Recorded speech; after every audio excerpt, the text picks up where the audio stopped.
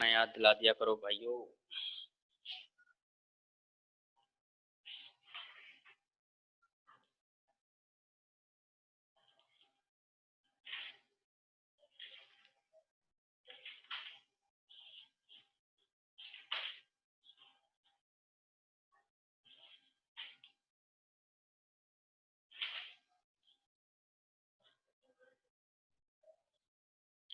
चलिए एक question metre bridge का करते हैं। In a metre bridge the null point is found at a distance of 60 centimetre from A. इसको मैं रब कर रहा हूं।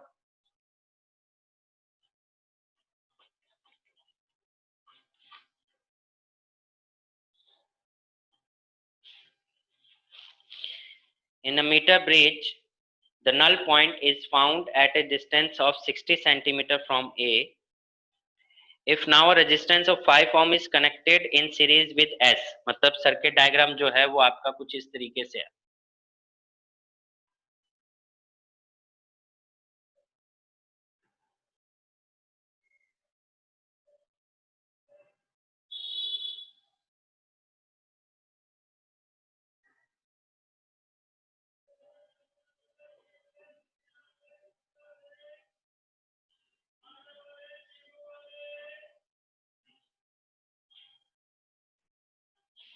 ठीक है, तो ये कुछ डायग्राम आपको दिया हुआ है और ये बैटरी से कनेक्टेड है।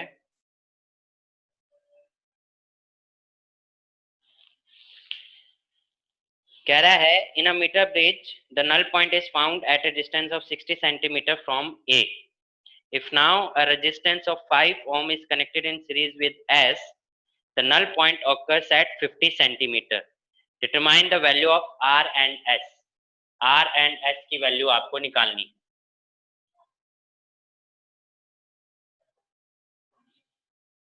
ठीक है, तो देखिए पहला केस, इसमें दो केस बन गए। पहला केस जिसमें उसकी नल पॉइंट जो आ रहा था वो कितना आ रहा था 60 सेंटीमीटर, यानी कि एजे की वैल्यू कितनी आ गई 60 सेंटीमीटर नल पॉइंट। तो मीटर ब्रिज की बैलेंस कंडीशन क्या कहती है, R by L is equal to S by 100 minus L, यानी कि R बाय एस की वैल्यू कितनी आ गई L बाय 100 माइनस एल, यानी कि 60 अपॉन में 40, यानी कि 3/2 R बाय एस की वैल्यू मिल गई। ये बात सभी को समझ में आई? ठीक है, बैलेंस कंडीशन, ये हमारा नल पॉइंट होता है और ये टोटल लेंथ इसकी मीटर ब्रिज की 100 मीटर होती है, सभी को पता है। तो मीटर ब्रिज में 100 माइनस एल हो जाएगा, एल की वैल्यू 60 सेंटीमीटर दे रखा है, यानी नल पॉइंट। तो ये समझ में आया, आर बाय एस की वैल्यू मिल गई। अब आर बाय एस की वैल्यू मिल गई, सेकंड कंडीशन क्या कहता है, if now a resistance of 5 ohm is connected in series with S. Second condition में बोलता है कि अब आर है और एस है, बट एस के साथ में एक 5 ओम का रेजिस्टेंस भी कनेक्टेड हो गया है, तो हम क्या लिखेंगे S+5 लिखेंगे। ठीक है, तो बैलेंस कंडीशन जो मिलती है, नल पॉइंट जो मिलता है, एजे जो हमें मिलता है वो कितना मिलता है 50 सेंटीमीटर मिलता है, यानी कि R by L is equal to S+5 ohm upon में 100 माइनस एल। यानी कि अगर हम रेशो देखें तो रेशो हमें क्या मिला, रेशो मिला हमें R बाय S+5 की वैल्यू 50 अपॉन में 50, यानी इज इक्वल टू 1, यही मिला। ठीक है, समझ गए? इसका मतलब R इज इक्वल टू क्या मिल गया, S+5 के बराबर मिल गया। R इज इक्वल टू क्या मिल गया, S+5 के बराबर मिल गया। अब R की वैल्यू मिल गई और S की वैल्यू हमें दोनों की वैल्यू निकालनी है, तो इक्वेशन 1 में पुट कर देते हैं। हमें पता है कि R बाय एस जो है वो 3/2 है, तो R की जगह हम क्या पुट कर सकते हैं, S+5 by S is equal to 3/2। ठीक है, क्रॉस मल्टीप्लाई कर दो, क्रॉस मल्टीप्लाई करोगे तो कितना आएगा 2s+10 is equal to 3s, है ना, और 2s उधर जाके माइनस होगा तो क्या बचेगा s, यानी s इज इक्वल टू कितना मिल गया 10 ओम। S इज इक्वल टू कितना मिल गया 10 ओम। हाँ समीर भैया जी बोलिए सर जी।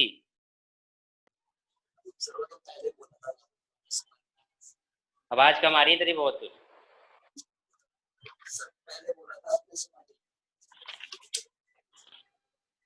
बोल रहा है कुछ, आवाज ही नहीं आ रही तेरी। चैट पे ही बोल दे। तो S इज इक्वल टू कितना मिल गया 10 ओम। अब S की वैल्यू मिल गई तो R की भी वैल्यू निकालनी है। तो R by S is equal to 3/2 हमें पता है। तो क्या कर दीजिए S की वैल्यू पुट कर दीजिए। R by 10 is equal to 3/2। R by is equal to 30 upon में 2, क्योंकि 10 ऊपर मल्टीप्लाई हो जाएगा। इसका मतलब 15 ओम। तो R की वैल्यू आ गई 15 ओम और S की वैल्यू कितनी आ गई 10 ओम। ठीक है, क्या किया हमने, बैलेंस कंडीशन का यूज किया। By P by Q is equal to R by S। ठीक है, मीटर ब्रिज की बैलेंस कंडीशन। तो कैसे होता है, ये ऐसे होता है। तो P by Q resistance resistance होता है, क्योंकि मीटर, ये जो मीटर ब्रिज की जो वायर है इसका भी कुछ ना कुछ रेजिस्टेंस होता है, तो लेंथ के अकॉर्डिंग होता है, तो इसलिए हम वो चीज ले लेते हैं। ठीक है, तो R बाय S के अकॉर्डिंग हमारी लेंथ क्या बनी, R by L is equal to S by 100 minus L। L की वैल्यू 60 थी, L की वैल्यू 60 पुट करी, 60/40 3/2 R बाय S का रेशियो आ गया। सेकेंड कंडीशन में फिर हमने क्या करा, S के साथ सीरीज में एक 5 ओम का रेजिस्टेंस कनेक्ट हो गया है। तो 5 ओम का रेजिस्टेंस कनेक्ट हो गया, तो अब रेशियो क्या बनेगा, R by L S plus 5/100 minus L। तो R बाय S प्लस 5 का रेशियो क्या आ गया 50/50, क्योंकि नल पॉइंट कितना दिया हुआ है 50 दिया हुआ है ना। AG की वैल्यू कितनी दी है 50, तो कितना आ जाएगा 1, यानी कि R is equal to S plus 5। R की वैल्यू S प्लस 5 है, तो इसको हमने इस रेशियो में पुट कर दिया R by S is equal to 3/2 में। तो R की वैल्यू S प्लस 5 पुट किया, तो यहाँ को क्रॉस मल्टीप्लाई करके हमने S के लिए सॉल्व किया, तो S की वैल्यू कितनी मिल गई 10 ओम। और फिर इस S की वैल्यू इस रेशियो में पुट किया, इस रेशियो में पुट किया तो क्या मिल गया 15 ओम। ठीक है, तो ये आंसर। किसी को कोई डाउट इसको लेके,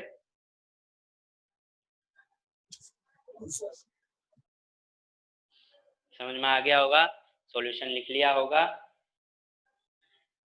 नेक्स्ट क्वेश्चन।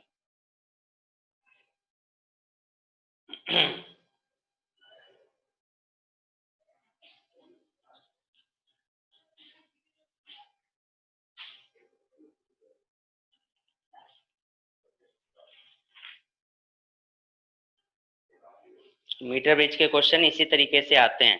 ठीक है, चलिए अब main topic Kirchhoff law. Kirchhoff law पे बहुत क्वेश्चन आता है, बाद में जाके कॉम्प्लिकेशन आती हैं आप लोगों को सॉल्व करने में, तो इसलिए हम अच्छे से इसको प्रैक्टिस करेंगे, सॉल्व करेंगे। और कुछ क्वेश्चंस असाइनमेंट के रूप में मैं कुछ क्वेश्चंस चैप्टर 3 और बाकी जो चैप्टर्स हुए हैं उनको लेकर गूगल क्लासरूम में मैं क्वेश्चंस डालूंगा, तो आप लोग उसको एज असाइनमेंट सॉल्व कर लेंगे। ठीक है, क्वेश्चन की प्रैक्टिस कर लेंगे। और उन क्वेश्चंस में कोई किसी को कोई डाउट है तो फिर मैं एक डाउट क्लास रख दूंगा बीच में, तो वो डाउट क्लास में आप उन क्वेश्चंस को लेके डाउट ले सकते हैं। पर पॉजिटिवली आप लोग सॉल्व कर लेना अपने टाइम के अकॉर्डिंग, जो भी आपके टाइम शेड्यूलिंग फ्री टाइम मिलता है। मैं कोई टाइम लिमिट नहीं दूंगा, बट अगर मुझे लगा कि आप लोग नहीं कर रहे हो सॉल्व, तब फिर मैं पॉजिटिवली फिर मैं रिस्पॉन्स देखूंगा। ठीक है, आप लोग बड़े बच्चे हो चुके हो तो यू नो बेटर कि किस टाइम पे क्या करना अच्छी बात है।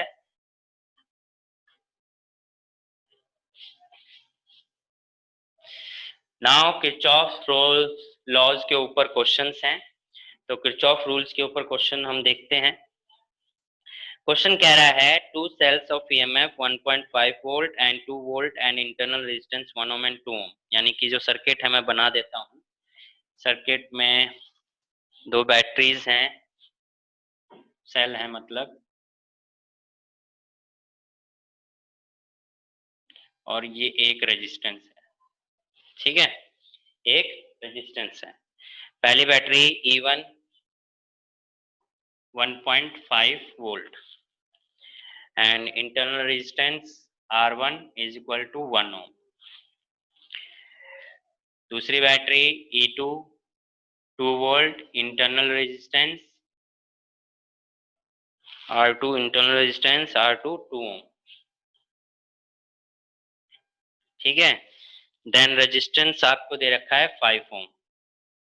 नाउ क्वेश्चन देखिए, two cells of EMF 1.5 volt and 2 volt and internal resistance 1 ohm and 2 ohm respectively are connected in parallel to pass a current in the same direction through an external resistance 5 ohm। तो first point इसका यही था, draw the circuit diagram, यानी कि question में diagram नहीं दिया हुआ था, आपको क्वेश्चन के बेस पे डायग्राम बनाना है। तीसरी बात उसने बोला है कि जो रेजिस्टेंस R 5 ओम है उसमें करंट की डायरेक्शन सेम फ्लो कर रही है, जो दोनों बैटरी हैं उससे जो करंट आ रहा है वो सेम ही डायरेक्शन में फ्लो कर रहा है। तो इसका मतलब अगर आप देखो, इससे करंट I1 निकलेगा, इससे करंट I2 निकलेगा, दोनों प्लस होके कहाँ जाएंगे, इसमें से I1 प्लस I2,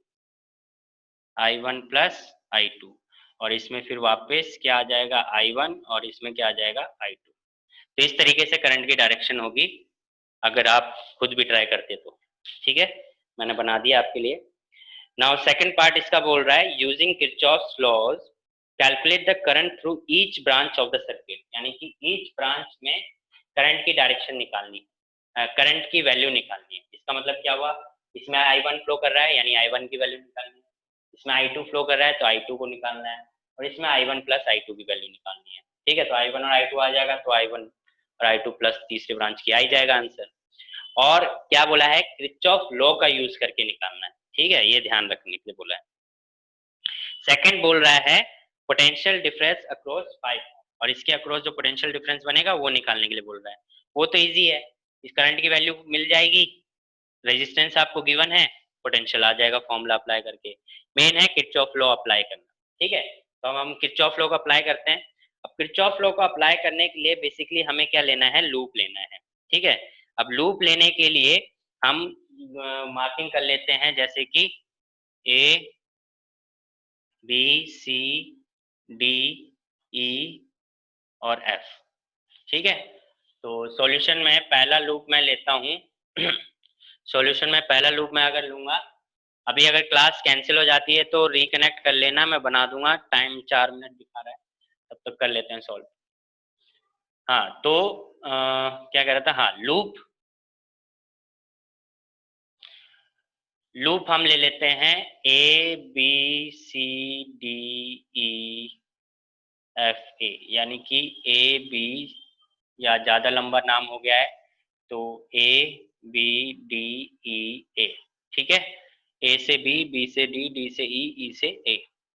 ध्यान रखें कि यहाँ पे आप देख रहे हैं करंट के दो वेरिएबल हैं, और जब भी दो वेरिएबल होते हैं तो दो वेरिएबल को सॉल्व करने के लिए दो इक्वेशंस बनती हैं। मैथमेटिक्स पढ़ी है आप लोगों ने 10th तक, तो दो वेरिएबल्स इक्वेशन को सॉल्व करने के लिए दो वेरिएबल इक्वेशन ही चाहिए, दो इक्वेशन चाहिए मतलब। तो आप देखिए दो कंडीशन क्या क्या बनेंगी। ए बी डी ए में बनाते हैं तो ए से चलते हैं, ठीक है। मैंने कहा ए से चले, करंट आया, कुछ नहीं करते, सेकंड लॉ के अकॉर्डिंग करंट आएगा, कुछ नहीं करेंगे।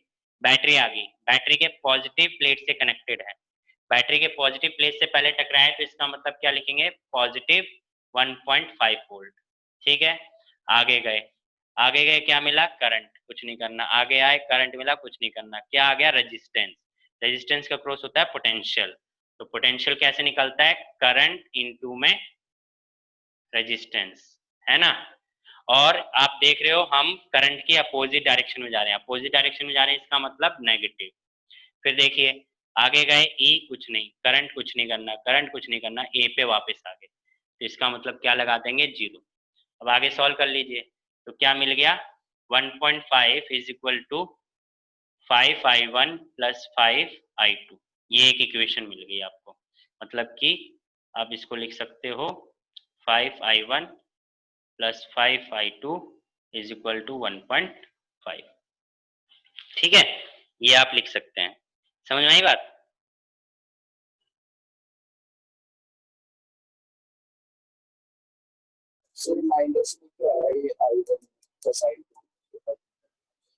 माइनस कैसे आया, अच्छा एक इसमें इंटरनल रेजिस्टेंस भी दे रखा है, तो इंटरनल रेजिस्टेंस दे रखा है तो उसका भी यूज करेंगे। इंटरनल रेजिस्टेंस हमेशा साथ में ऐसे लेके चलते हैं, ठीक है।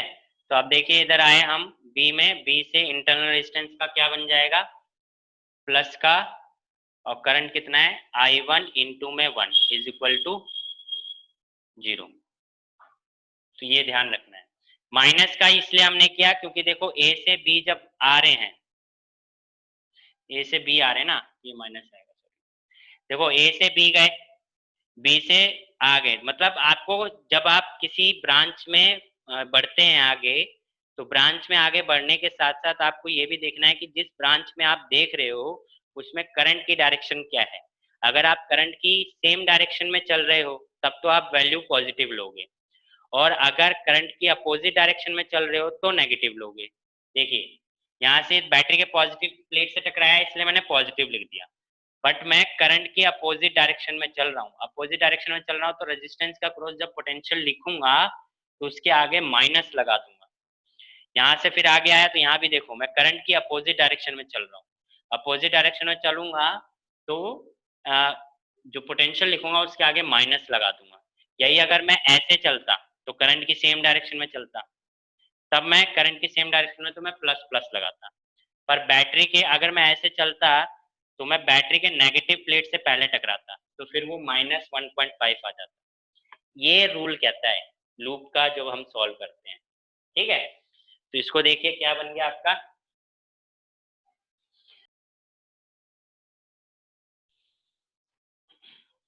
हाँ तो हम देख रहे थे 6I1 हमारा आ गया इसको सॉल्व करने के बाद, पहला लूप। सेकंड लूप अगर आप देखते हो, सेकंड लूप हम लेते हैं इस बैटरी को लेके क्योंकि I2 वाला हमारा केस आना चाहिए, तो सेकंड लूप हम देख लेंगे। बाकी बच्चे कहाँ रह गए,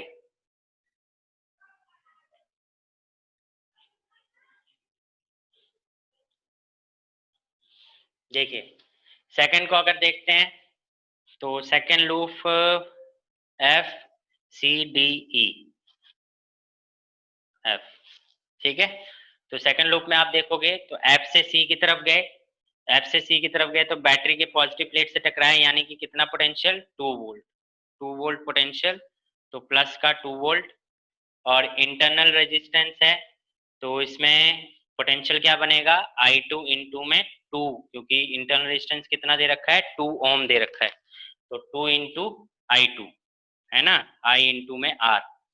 और देखिए करंट की अपोजिट डायरेक्शन में जा रहे हैं इसलिए नेगेटिव, फिर आगे आए, फिर अगेन नेगेटिव डायरेक्शन, और इस बार क्या लेंगे, I1 प्लस I2 इंटू में 5। आगे आए पॉइंट F, कुछ नहीं मिला इसलिए 0।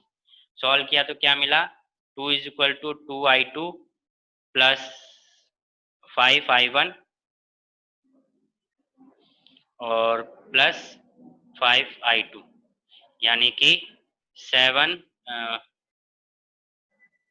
5I1 प्लस 7I2 is equal to 2, second equation. Now अब आप कितनी मैथमेटिक्स पढ़े हैं कि फर्स्ट इक्वेशन और सेकेंड इक्वेशन को सॉल्व कर लें, और इसके बेस पे आपको क्या मिल जाएगा, I1 मिल जाएगा एंड I2 मिल जाएगा, ठीक है। तो जब आप इसे सॉल्व करोगे तो आपकी वैल्यू जो मिलेगी कितनी मिलेगी, 1/34 एम्पियर, एंड ये मिलेगा 9/34 एम्पियर, I1 और I2 को जब इक्वेशन 1 और 2 को सॉल्व करोगे, ठीक है, समझ गए। ये था फर्स्ट पार्ट।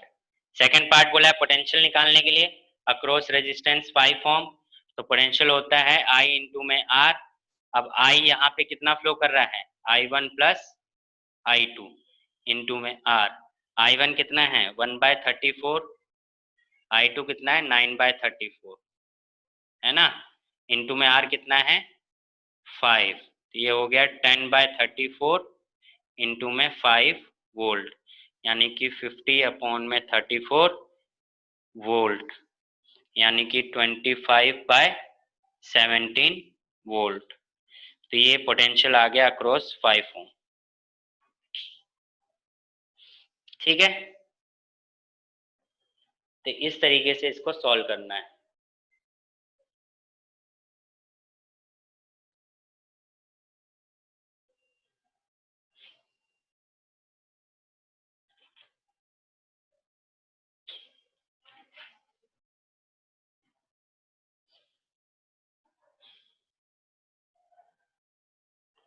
समझ में आया?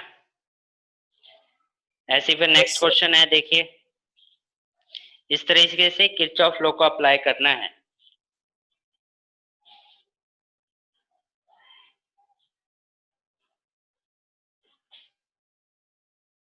सर लूप में एक ही सेल होना चाहिए ना बस। क्या कह रहे हो? सर लूप में एक ही सेल होना चाहिए। नहीं, किसी साइड भी लो, बस साइन का फर्क पड़ जाएगा। अगर मैं इस साइड लेता हूं तो मेरा ये माइनस आ रहा है, ये प्लस आ रहा है। अगर आप ऐसे लोगे तो ये माइनस आ जाएगा, ये प्लस आ जाएगा, और बाद में इक्वेशन आपकी घूम फिर के बनेगी यही। तो बस वो डायरेक्शन का फर्क होता है, पर लास्ट में इक्वेशन वही बननी होती है। सर मतलब एक ही सेल होना चाहिए पूरे लूप में। एक ही साइड होना चाहिए मतलब मैं समझा नहीं। Cell cell cell cell. एक तो तेरी आवाज क्लियर नहीं आ रही, माइक कैसा ले रखा है तूने?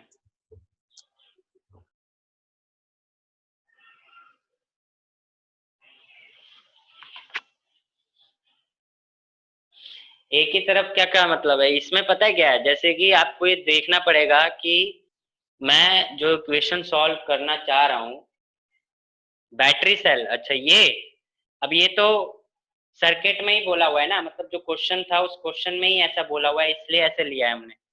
वो अगर वो बोलता तो अपोजिट क्वेश्चन में होता तो अपोजिट भी डाल सकता है, उसके लिए फिर अलग सॉल्व करना पड़ता, बट क्वेश्चन में ही ऐसे दे रखा था, सेम डायरेक्शन। बोला था ना कि करंट की डायरेक्शन सेम डायरेक्शन में फ्लो कर रही है, तो इसका मतलब बैटरी की डायरेक्शन भी सेम ही है ना।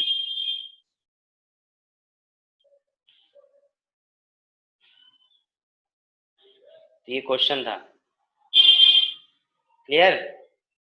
नहीं क्लियर? सर जब लूप सेलेक्ट करते हैं तो एक ही, वही तो कह रहा हूँ कि ऐसा कोई रूल नहीं है कि एक ही, आप कोई भी लूप सेलेक्ट कर सकते हो। नहीं, दो सेल भी हो सकते हैं, एक लूप में दो सेल भी हो सकते हैं, तीन सेल भी हो सकते हैं, ऐसा कोई फर्क नहीं है। बट हमें ये देखना है ना कि जो मैं लूप लूंगा उसके बेस पे इक्वेशन सॉल्व हो जाएंगी, मेरा आंसर आ जाएगा। तो आंसर के अकॉर्डिंग हमें देखना होता है कि जैसे आंसर मेरा इससे निकल रहा है तो मैं ये लूप लूँ। अगर ये लूप लेके अगर आंसर मेरा नहीं निकल पाएगा तो फिर उस लूप का लेने का कोई फायदा नहीं है ना, ये बात है।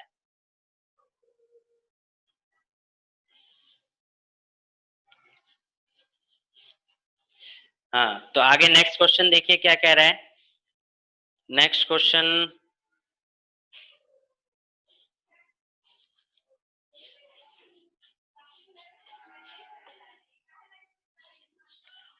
नेक्स्ट क्वेश्चन में भी सर्किट डायग्राम दिया हुआ है। सर्किट डायग्राम दिया है नहीं दिया, देखते हैं क्वेश्चन क्या बोल रहा है, मैं बना दे रहा हूँ। Two cells of EMF 1.5 and 2 volt and internal resistance 2 ohm and 1 ohm. चलिए ये क्वेश्चन मैं ना होमवर्क में दे रहा हूँ क्योंकि इसमें थोड़ा, नहीं चलो करा ही देता हूँ, सेम ही टाइप का क्वेश्चन है। तो ये इस तरीके से दे रखा है।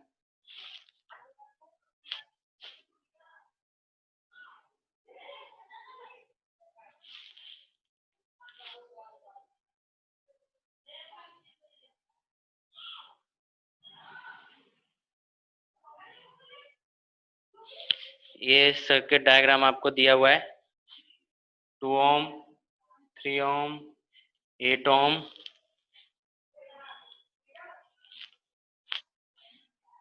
2 ओम, 2 ओम। ठीक है, बैटरी में आपको दे रखा है 2 वोल्ट एंड इंटरनल रेजिस्टेंस दे रखा है 1 ओम।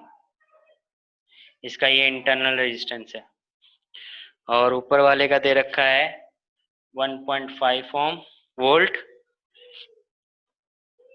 और इंटरनल रेजिस्टेंस दे रखा है 2 ओम। तो ये क्वेश्चन है, two cells of EMF 1.5 volt and 2 volt and internal resistance 2 ohm and 1 ohm respectively have their negative terminals joined by a wire of 6 ohm and resistance terminal by a wire of positive terminal by a wire of 4 ohm resistance. A third resistance wire of 8 ohm connects middle point of these wires draw the circuit diagram using Kirchhoff's law, find the potential difference at the end of this wire. That means कि इस 8 ओम के across आपको potential निकालना है by using Kirchhoff law. तो अब 8 ओम के across अगर पोटेंशियल निकालना है बाय यूजिंग किरचॉफ लॉ, तो उसके लिए करंट की वैल्यू चाहिए। अब करंट की वैल्यू हम किरचॉफ लॉ लगा के अप्लाई करके निकालेंगे, एंड पोटेंशियल हम फॉर्मूला अप्लाई करके। तो करंट की डायरेक्शन क्या क्या हो सकती है? करंट की डायरेक्शन अगर मैं बात करूं, तो ये I1 यहाँ से आएगा और यहाँ से I2 आएगा। I1 और I2 मिलके क्या बना देंगे? I3। I3 is equal to क्या हो गया? I1 plus I2। अगेन ये I1 चला गया और यहाँ पे क्या चला गया? I2। ठीक है, तो इस तरीके से करंट की डायरेक्शन इसके अंदर हो जाएगी। समझ गए? समझ गए होगे? अब क्या करना है? लूप लेना है और सॉल्व करना है। तो लूप लेके इसको सॉल्व करेंगे। कौन कौन सा लूप लेंगे? चलो मैं लूप बता देता हूँ, आप इक्वेशन बनाइए। इक्वेशन बना के मेरे को बताइए, ठीक है? मैं लूप बता देता हूँ। फर्स्ट लूप जो आपका बनेगा वो बनेगा, आप ले लीजिए इसमें, अच्छा नेमिंग तो करी नहीं है।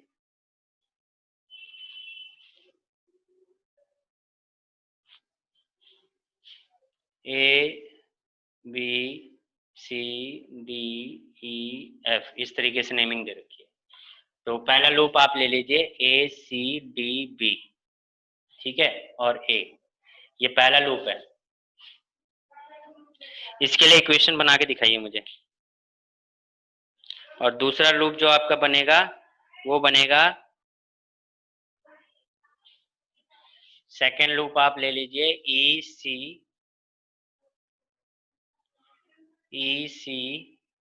D F E. ये दो लूप हैं, दोनों लूप के लिए इक्वेशन बना के दिखाइए। अगर आपने इक्वेशन सही बना ली तो इसका मतलब आप आंसर कैलकुलेट कर लेंगे। तो 2 मिनट है, आप 2 मिनट के अंदर फटाफट इसकी इक्वेशन बना के दिखाएंगे।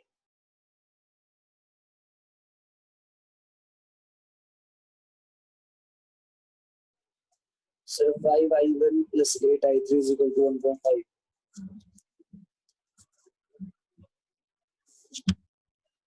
क्या कह रहा है? 5I1 चैट में लिख देना 5I1।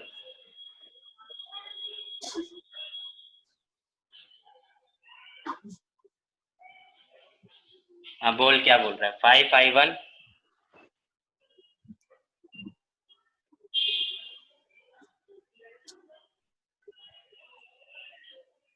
Sameer, 5I1 plus 8I3 is equal to 1.5. 5I1 plus 5I3 8I3 8I3 8I3 is equal to 1.5. 1.5। अच्छा, ओके। I3 की वैल्यू भी पुट तो करनी है। I3 is equal to I1 plus I2 है ना, इसको पुट करके Yes, बता sir. ना। I1 और I2 के फॉर्म में बता, इक्वेशन I1 और I2 के फॉर्म में बताएंगे। तो सर 13I1 और 8I3 8I2। गलत, छोटी सी मिस्टेक कर रहा है, छोटी सी, बहुत छोटी सी कर रहा है।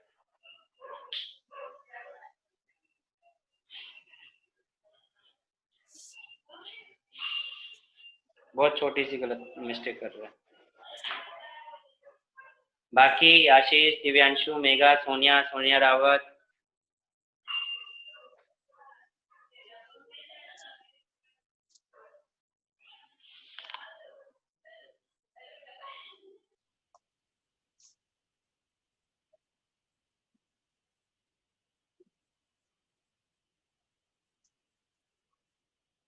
सर -8I1 होगा या I2 मतलब माइनस 8I2। नहीं, माइनस नहीं।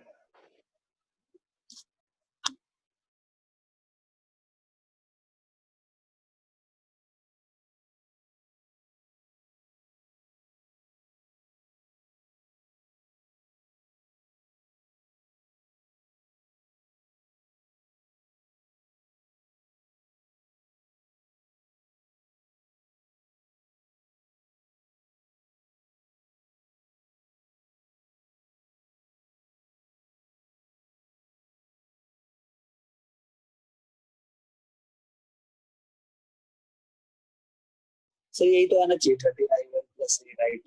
सोनिया एंड सोनिया रावत बिल्कुल सही है।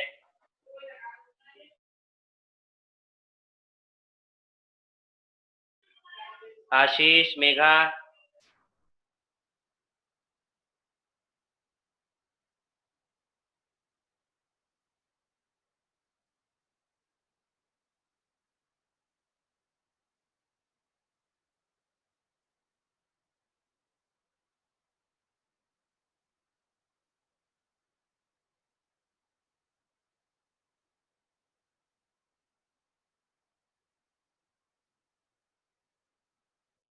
इक्वेशन सोनिया एंड सोनिया रावत का जो आया बिल्कुल सही आया है।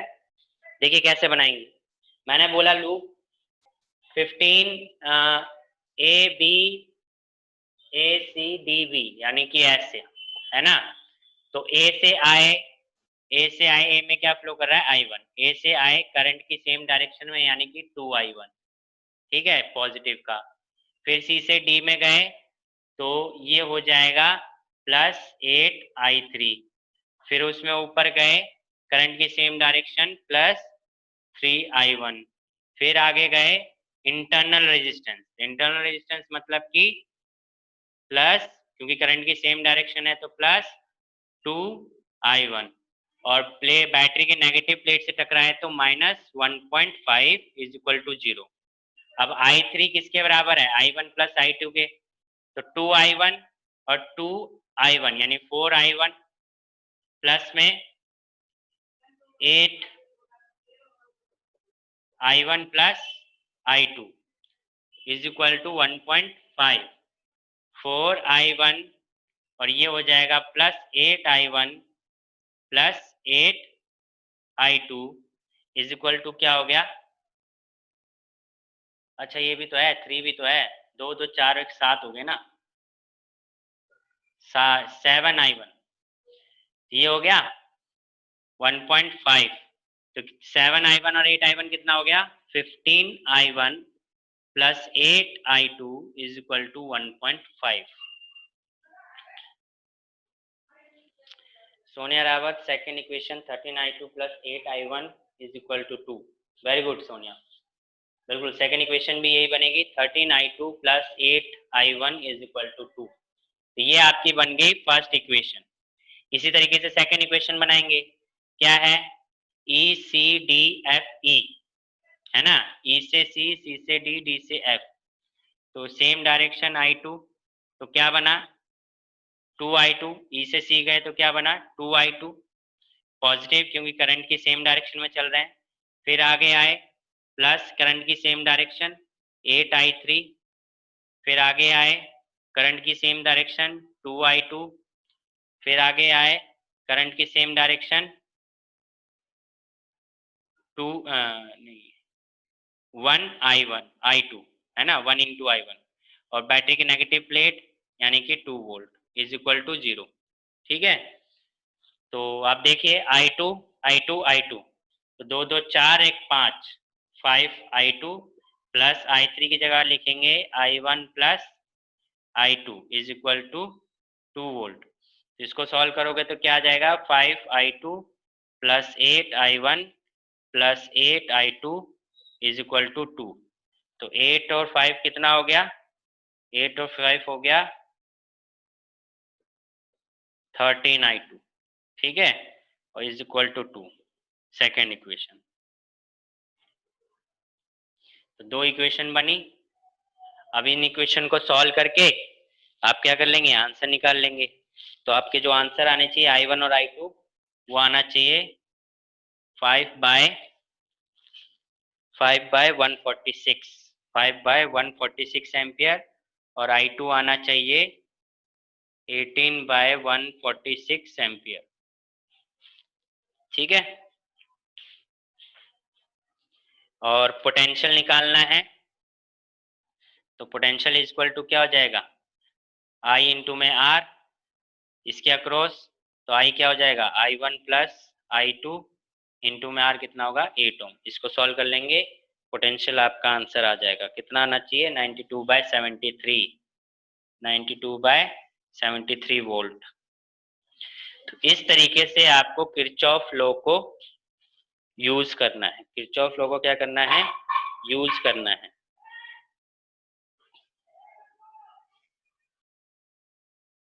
समझे? तो इस तरीके से आप किरचॉफ लॉ का यूज करके न्यूमेरिकल सॉल्व कर सकते हैं। कुछ क्वेश्चंस मैं होमवर्क के लिए गूगल क्लासरूम में अपलोड कर दूंगा, इसी से रिलेटेड, इसी तरीके से आपको सॉल्व करना है।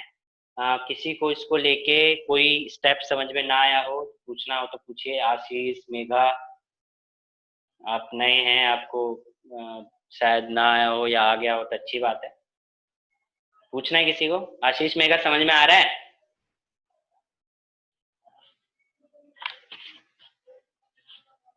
Ashish and Megha,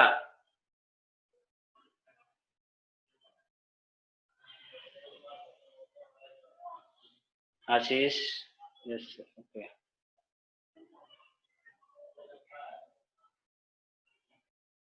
okay. हाँ, वही अभी कहीं कहीं जहाँ भी डाउट है तुरंत पूछ लेना, आशीष एंड मेघा। ठीक है, तो ठीक है फिर, कुछ क्वेश्चंस मैं होमवर्क के लिए अपलोड कर दूंगा क्लासरूम में। आशीष एंड मेघा आप लोग ज्वाइन कर लेना, और बाकी जो बच्चे नहीं ज्वाइन किए वो भी ज्वाइन कर लेंगे। एंड मिलते हैं नेक्स्ट क्लास में। Till then, bye bye. ठीक है।